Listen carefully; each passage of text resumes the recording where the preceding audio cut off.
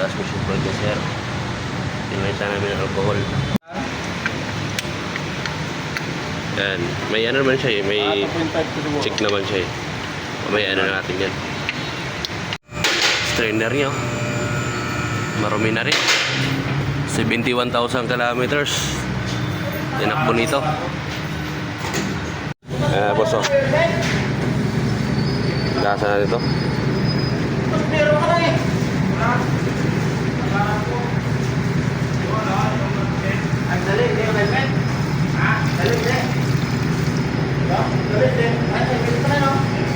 Oh, ayan na mga sir. Tapos natin na ugasan ng gasolina.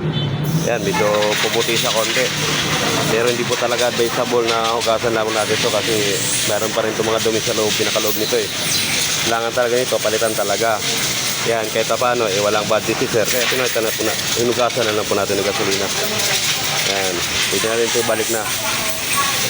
71,000 kilometers na natakbo ni sir. Ngayon pa lang ito napalitan, ngayon pa lang ito na baklas. Yan. Yan o, makabalik na siya. Saan nyo naman, wala po siyang lock. Yan po, expander po ito. Boss, oh, ready na to. Lagay natin. Yan o, nasilan na. Okay, ayan na. Nailagay na po natin yung ano natin. Yung bodo. Ayan o, tataas po natin ito sa salin. Ayan na nga po, magsasalin na po tayo ng transmission fluid. Ayan na nga po, alcohol po yata sasalin natin dito ngayon. Ano po, nabili na po pala ni customer sa ano daw, sa kasa. Ayan. Sukatin po natin yan.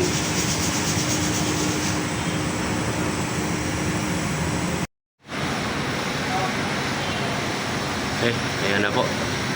Ayan na po. Wala naman tagas. Yan o. Okay, walang tagas. Naka-andar na din po yan. Ngayon, check na po natin dito kung tama lang yung level niya. Dito. Ayan. Pag tumulo po to, ibig sabihin, nasa level na po siya. Kasi ito po yung check po niya eh.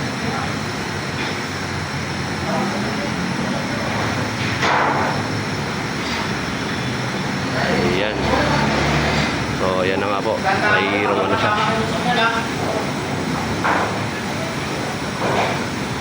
Dalawat kalahati na po nilagay namin dito. Pinasubran na po namin. Pero dapat mga 2.3 lang dapat po eh. Ano lang po yan.